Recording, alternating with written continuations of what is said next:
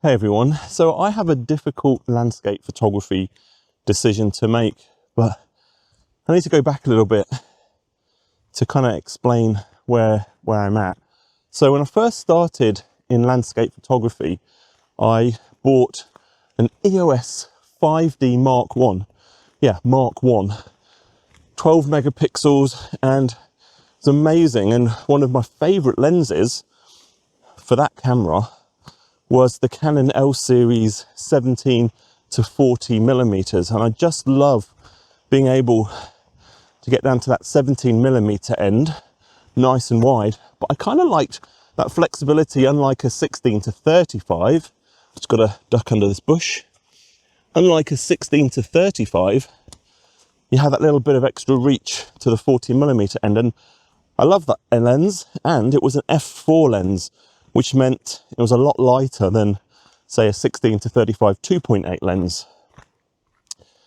And then I moved on and got an L series 16 to 35 2.8 again. Absolutely gorgeous lens, of course, L series, so it wasn't cheap.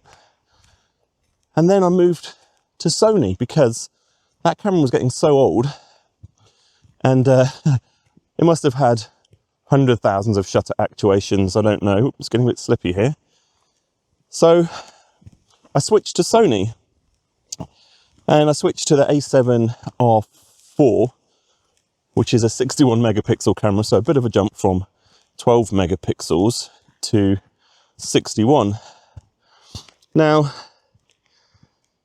here's where kind of things got a little bit confusing, because I bought a Canon EF to Sony E-mount adapter so I could use my L series 16 to 35 millimeter on my Sony cameras.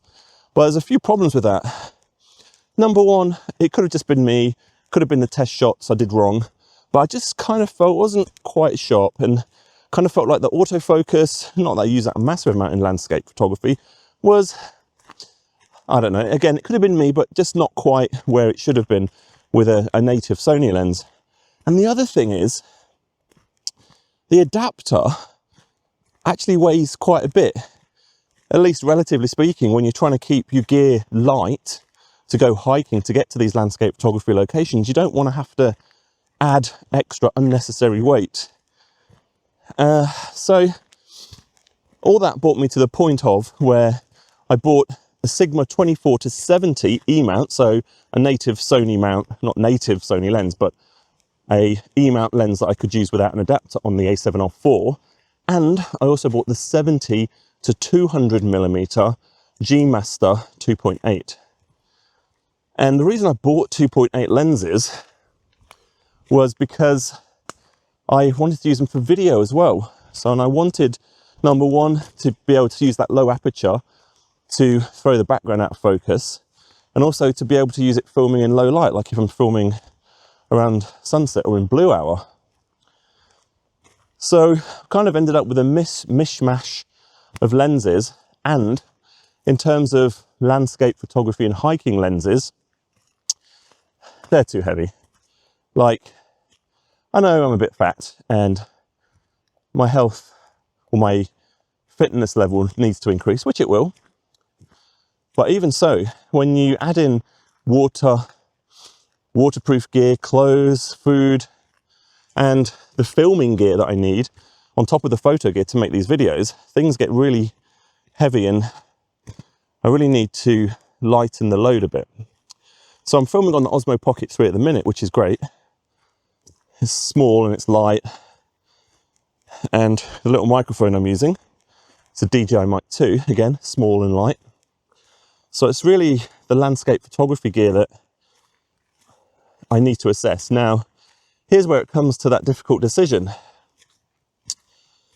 Given the fact that I need to buy new lenses, basically, for the landscape photography stuff, and it means I'll probably have to sell these ones to try and recoup some of the money and allow me to afford these new lenses. So I've got a few choices.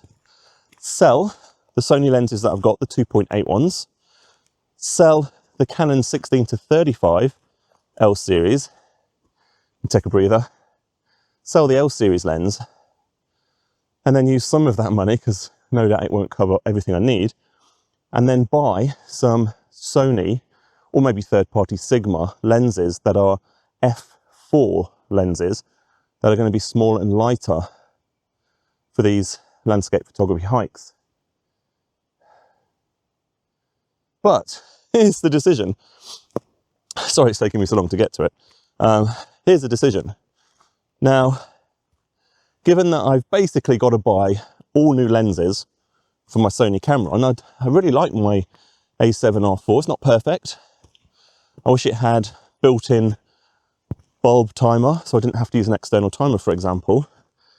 I mean, I could upgrade to a Sony A7R5, but that kind of would be a lot of money for not much gain, in my opinion, for what I do. So I could sell all the lenses I've got, basically, and buy a brand new set of Sony f4 lenses. I would go for the 16 to 35. And by the way, let me know if you've got any better suggestions. I could go for the Sony 16 to 35 f4. I think that's the power zoom one. And then a combination of two other lenses. Now, obviously, in terms of sharpness and edge-to-edge sharpness and contrast and color and all of that stuff, if I'm getting f4 zoom lenses that cover a lot of zoom distance, then I could suffer with quality. But there's no point in having lenses that are better quality if you never use them.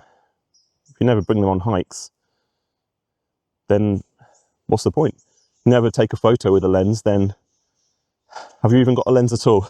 Sounds a bit overly philosophical, doesn't it? But anyway, so I could do that, buy a new set of Sony lenses, or, and here's where things will get more expensive, because it also involves changing camera brand, changing my camera body, getting a bit hot.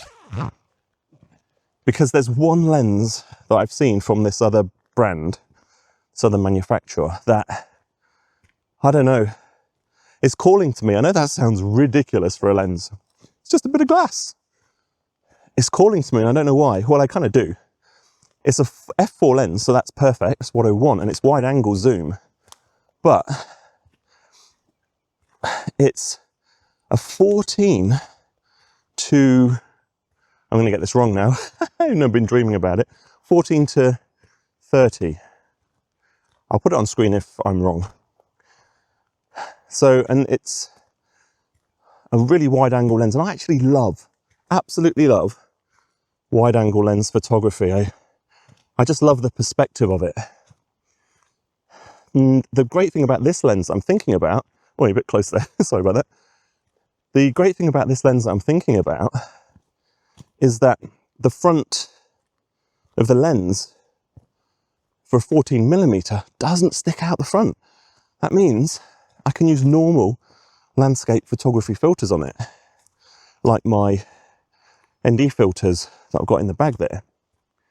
So in my brain, I'm just imagining ultra wide, long exposure, fine art, super wide angle, black and white photography. And I know that's a bit silly, but again, this is part of the decision. It's like, what's the art that you want to make and what tools do you need to make it?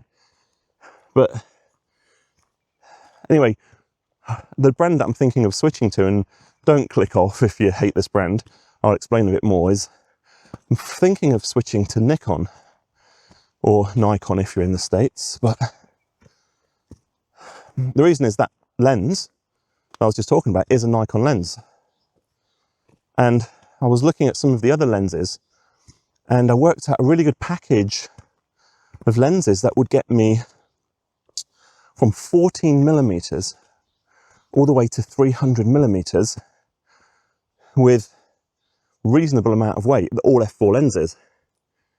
And the lenses have got pretty good reviews as well, in terms of sharpness for being some of those long zoom ranges. Whew, just on my way up a mountain at the minute, so Apologies if I'm a little bit out of breath. So if I wanted to do that, the next decision is what Nikon body would I go for? I probably wouldn't go for the Z9 or the Z9. I wouldn't go for the Z9 because for these kind of hikes, it's a bit too big, a bit too bulky, and I don't know, seems a bit overkill for this. I don't really do wildlife photography, and I'm not going to Antarctica, though I'd love to. So then I could step it down one level to the Z8, and from what I've seen, that's a pretty damn good camera. Now I'm going to be dropping the megapixels from the 61 megapixels of the Sony a7R4 down to 47.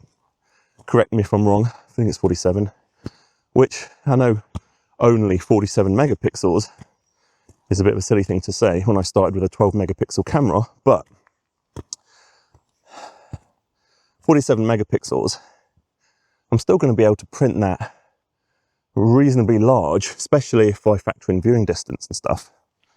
And if I want more resolution, assuming the situation's okay, I can just shoot a multi-frame pano, stitch it all together, and I've got all the resolution that I need.